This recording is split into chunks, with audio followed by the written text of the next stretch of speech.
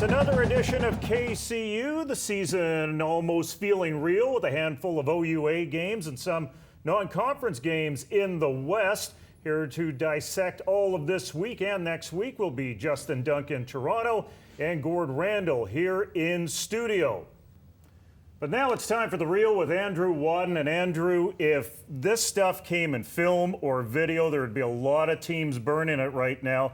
And there may be a giant bonfire set by the Windsor Lancers. No, we'll get to that slaughter at Western in a moment, but first we're going to start with the Yates Cup champions at home to U of T.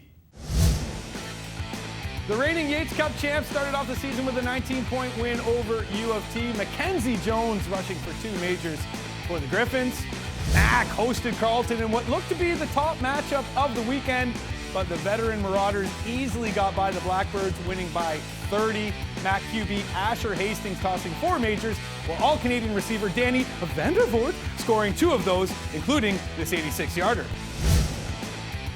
The Hunchak brothers led the York Lions to a blowout win over Waterloo. Brett tossed 5 TDs, while brother Colton hauled in 2 of those tutties. And it was a barn burner in Western. Nope. That's a lie. Windsor got spanked by 72. That's right, 72. In exhibition action in the Canada West, the reigning national champs, the UBC Thunderbirds, traveled to Vancouver Island to get embarrassed by Manitoba. The Bisons laid the smackdown on the champs, 50-7. Well, the Calgary Dinos hosted Regina in Medicine Hat, where the Prehistorics grabbed the Rams by the horns. They took it 37-13. So what's the headline of the week here, boys? My 72-point banner would be about points. It's a trend we do not want to see, and something the OUA does not have an answer for yet, and that is blowouts. Average point spread in week 1 was 38.5 points. Look, you're always going to get a few games that are a little bit out of control, but Western put up 70 on Windsor, and games like that do not help anyone. Well, it's hard to overlook the reigning Vanier Cup champs getting pistol whipped in what's essentially their own backyard. But I would agree with you, Jim. That would be my headline, too. 19 points, the smallest margin of victory in any OUA game this weekend. That's 4 scores. And only 1 game, Laurier Queens, was even in doubt going into the 4th quarter. That is not good for the parity of the OUA and provided for a very disappointing opening weekend of CIS play. So, Justin, what's your headline of the week? Well, I'm going to the Queens-Laurier game, and with the Gales seemingly in control of that game, up 18-16 in the 4th quarter, Laurier rips off 21 straight points, keyed by a pick 6 on defense, and that D played very well, Jim. So that's my headline for the week. Now let's get to a new feature, the Weekend Warriors, and I'm going to start out with mine. The last pick in the 2016 draft was anything but Mr. Irrelevant in Victoria. That would be Manitoba's DJ Lalama. He seems made for the will linebacker position. He had 10 tackles, a forced fumble, a recovered fumble, a quarterback sack, and an interception. Well, baseball fans like myself might call that hitting for the cycle, recording something in every column. And if you head east to Laurier, the Onyeka brothers, Nelkis and Godfrey, also hit for the cycle, combining for 12 tackles, 2 sacks, a forced fumble, and an interception by Godfrey, which was a 43-yard pick 6 early in the 4th quarter. That was essentially the backbreaker in that game. A monstrous performance from those two, as well as Kwaku Boateng on that formidable Laurier defense that had a great opening weekend.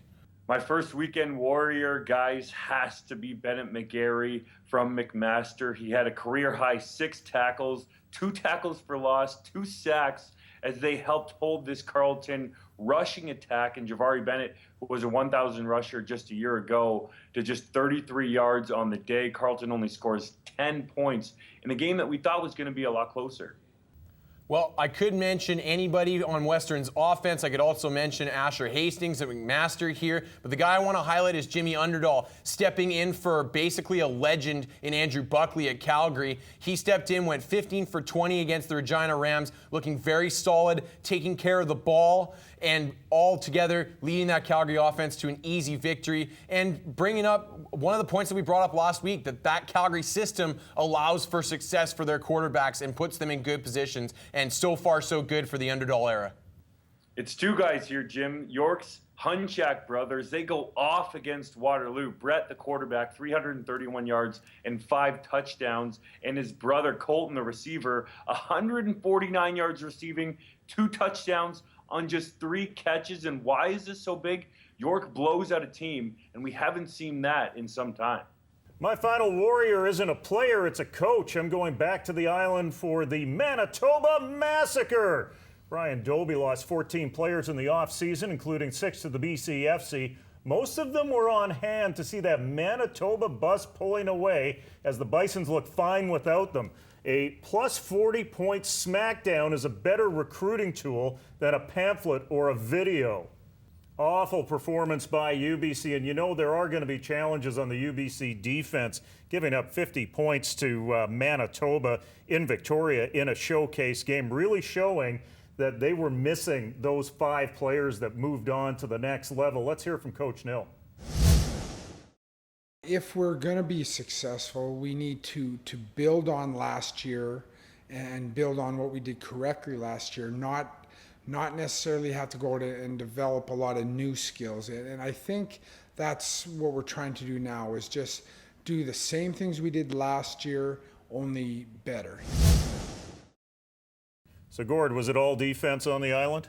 Well, I think it was more than just defense on the island. If you're the UBC Thunderbirds and Colton Myers, the guy throwing your only touchdown of the day, that could not have been in your game plan. Michael O'Connor serving up 3 interceptions. There was another one thrown later in the game. It was a rough afternoon for that UBC offense that we talked about having all of their main weapons back, Jim, and we expected them to hit the ground running. They absolutely did not. So that's a big deal for them. One thing that could be a silver lining for UBC coming out of this game, though, is we talked last week about how is Blake Neal going to motivate these guys coming off of their national championship. Well, there's your motivation, because you just got embarrassed in your own province to a conference rival. Yeah, old Coach Nill has the hammer here.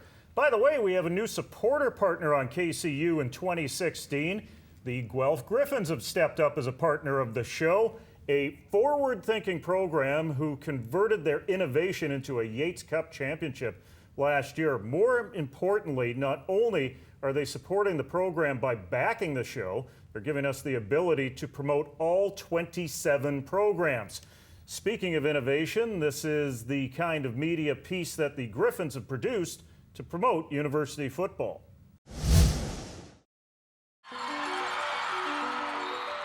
Where will you be in September? Whose side will you be on? In 2015, the Guelph Griffins football team went 7-1 for the 4th year in a row and extended our home winning streak to 20 games, remaining undefeated at home since the new artificial turf field was built. Whether in the face of a hostile crowd or to the roar of the home fans, in the September sun or through rain and snow, the Griffins prevailed, and we brought the Yates Cup back to Guelph. This year, Griffin football will unveil our new $8.5 million sports pavilion. This building will feature a brand new locker room, team meeting rooms, players lounge, a state-of-the-art therapy room with 2 new in-ground tubs, and a rooftop patio. Join new head coach Kevin McNeil and the Griffins at Guelph University as we continue our quest to go beyond in 2016.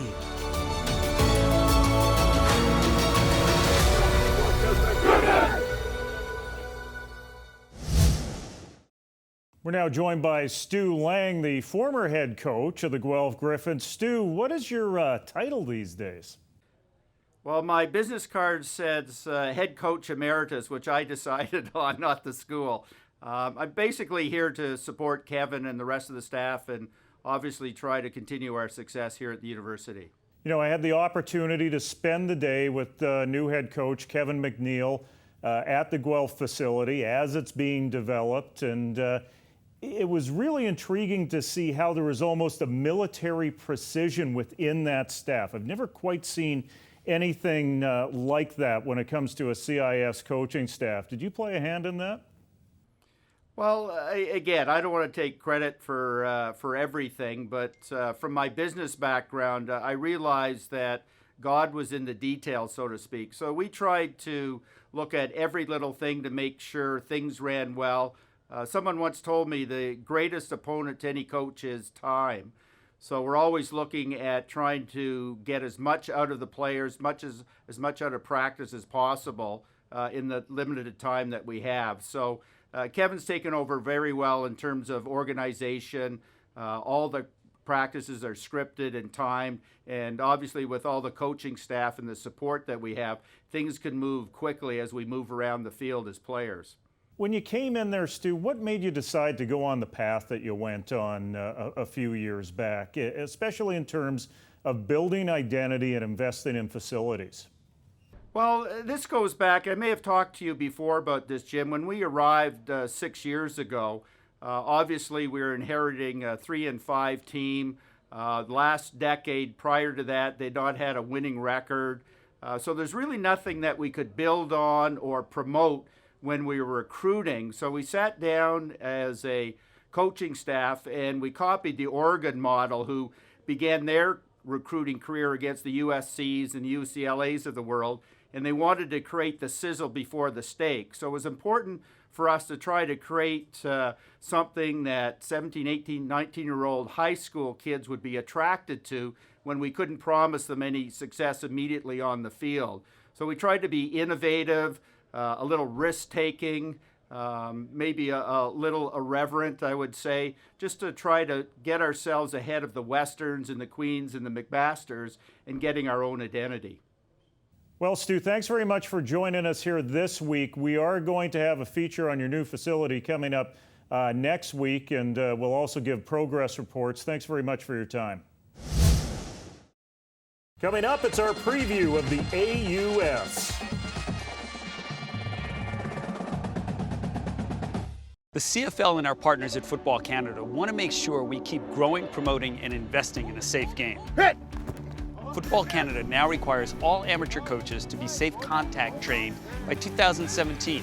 By creating a standard of safety for all in our football community, we're making an already great game even better. Make sure your youth coach is safe contact trained, because making a safe game means making a better game. Krown Produce secures produce locally and from around the world for Canadian retailers. Krown Produce is also proud to secure sponsorship of University Football on Shaw. Krown Produce, supporting Canadian retailers and Canadian amateur football.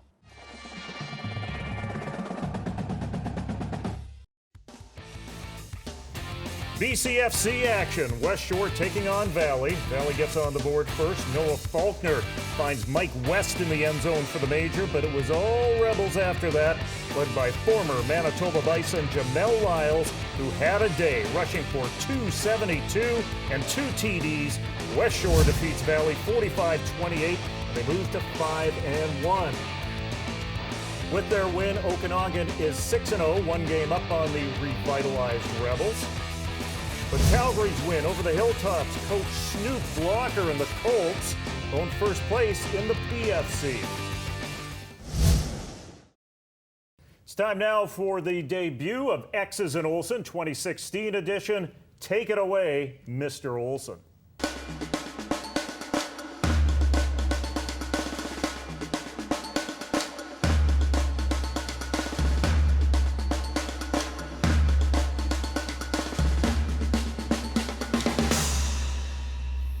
This week, we're going to look at the University of Regina Rams, coming off an 0-8 season, second coach in 2 years. They're going to lean heavily on 2 players, quarterback Noah Picton and running back Atlee Simon.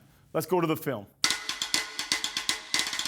First clip we're going to look at is Atlee Simon. He's a no-nonsense back, coach's dream, big, physical, former track star. We're going to take a look here at an outside stretch zone. We're going to get movement on the defensive line from the O-line. We're looking to create a crease. And you want to see 36 here put his foot in the ground, get vertical. And once you get to the second level, we're off to the races. Let's roll the clip. Here it is, stretch zone. You're going to see a little bit of an outside rush downhill, breaks a tackle. He's a big, powerful back. A little bit of a straight arm developed there in the offseason, and he's gone the distance. This next play is tailor-made for Atlee Simon. Tight zone. No-nonsense, one-cut runner like Simon. Watch him get downhill into defensive secondary. You're going to see him sidestep, get vertical, and then wind it back. You're going to see these guys displace the defensive front. Come on back. We're going to get a little bit of a J block from the receiver, and we're off to the races. Here he goes downhill, a little bit of flow, one cut, breaks a tackle, second level. You'll see him working on a little bit of a straight arm. If he can get that straight arm, he's going house on these plays. Now, the next player here is probably the most important cog in their offense, Noah Picton. I was super impressed with this guy as a freshman coming into the league. Smaller size quarterback, but amazing poise in the pocket and amazing passing ability for someone that age and that small. Let's take a look at the clip. So 5-step drop from Picton. You're going to see an over-under combination here and a nice tight window throw between two linebackers. Let's roll the clip. You'll see Picton stand in the pocket. This is the thing that impressed me about him at a young age, his poise. Standing in like he's 6'5", delivering a strike into tight coverage. Those are the kind of throws he's going to have to make consistently this year if they're going to end up finding a way back into the playoffs. Okay, so we've seen the previews of the OUA, the RSEQ, and the Canada West. Now it's time to head east to Atlantic, Canada, and take a trip around the AUS Conference with Andrew Wadden.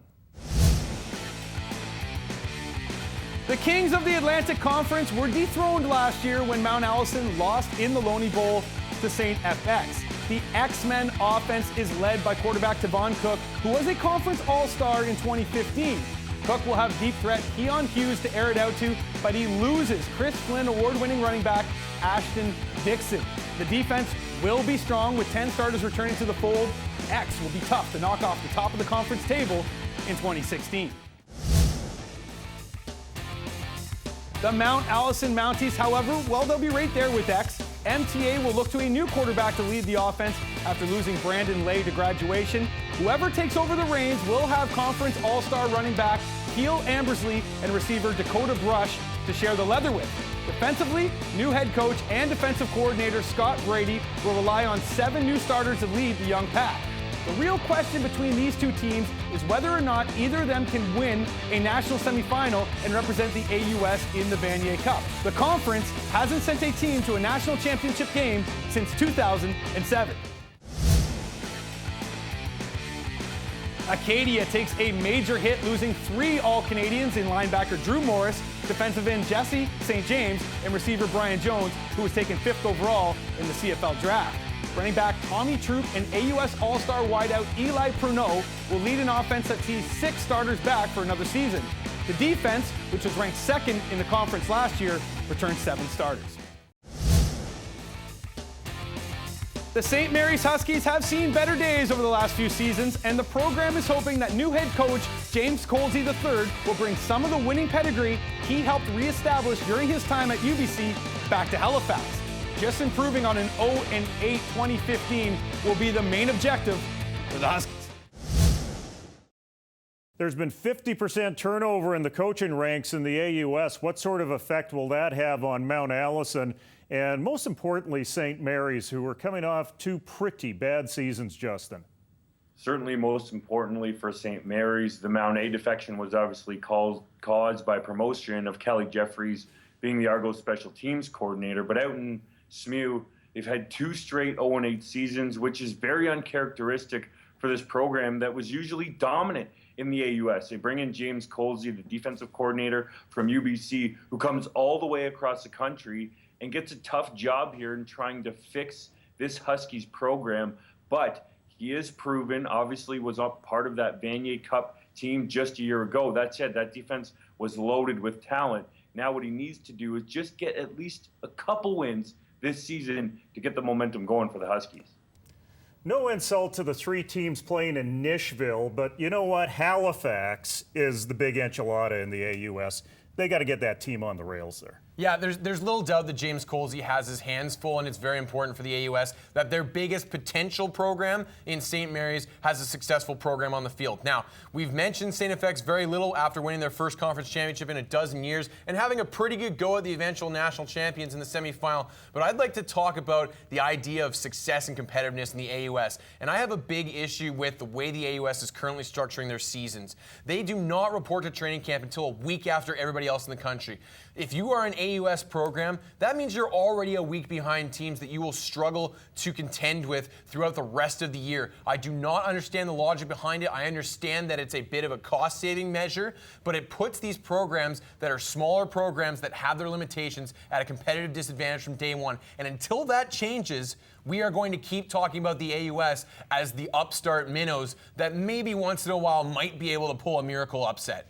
So we've taken the three most famous letters of the 1990s and the most famous number and letter combination of the 2000s, and we've made it into a feature, or what we want to know, also known as W2K, keeping it fresh for the kids. I hope you like that, kiddies. The Manitoba Bisons traveled with a regular season-size roster, played Manitoba football that we've seen before, but what we want to know is, did the Bison show something on video that the Calgary Dinos can take advantage of Thursday night at IGF? Dinos and Herd on Shaw and Access and CanadaWest.tv to open the season. What we want to know is, who is the playmaker that is going to emerge on this Calgary offense? We saw three receivers have some big games in the exhibition contest against Regina last week. Austin Hartley, Dallas Both, and Whitman Tomziak. But who's going to be the guy that emerges as a go-to stand-up receiver that could be a CFL prospect, maybe like Brett Blasco or Rashawn Simonize, who is with the Cincinnati Bengals right now? Calgary plays Manitoba on Thursday night.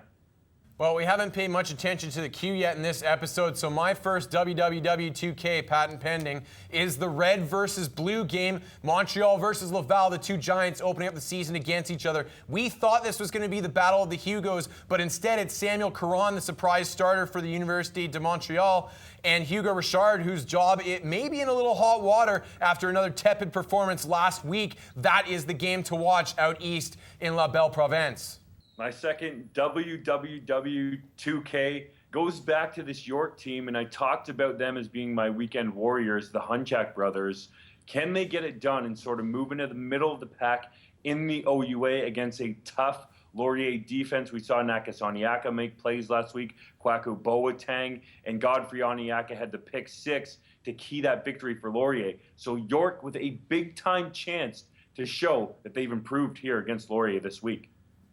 Well, Justin, I'm going to stick with quarterbacks, but this time I'm going to talk about two quarterbacks with one team heading out to Saskatoon. Who is going to start for the Saskatchewan Huskies? Drew Burko has been the long-standing starter out there, had some average performance last year and then some injury issues, had Kyle Siemens take over for him and tear things up down the stretch, including a 50-point outburst in Week 6 last year. He also had a good performance in that playoff game versus the Calgary Dinos. Who's going to be the guy? For my money, I believe the choice should be Siemens, but loyalty runs high in Saskatchewan, and you wonder what's going to happen for them as they take on the Regina Rams, which, by the way, is on Shaw this Friday evening. So for everyone in our KCU crew, let's get out to the game. The CFL and our partners at Football Canada want to make sure we keep growing, promoting, and investing in a safe game. Hit! Football Canada now requires all amateur coaches to be safe contact trained by 2017. By creating a standard of safety for all in our football community, we're making an already great game even better. Make sure your youth coach is safe contact trained, because making a safe game means making a better game.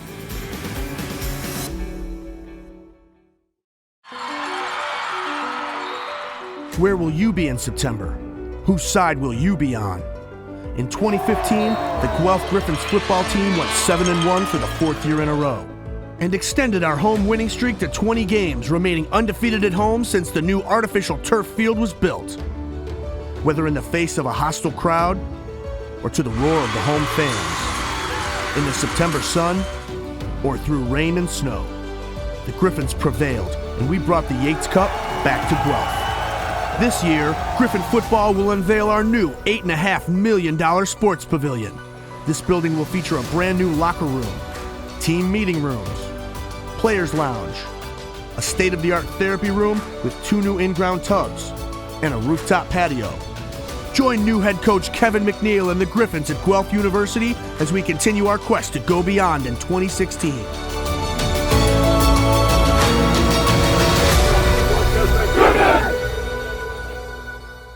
Krown Produce secures produce locally and from around the world for Canadian retailers. Krown Produce is also proud to secure sponsorship of university football on Shaw. Krown Produce, supporting Canadian retailers and Canadian amateur football.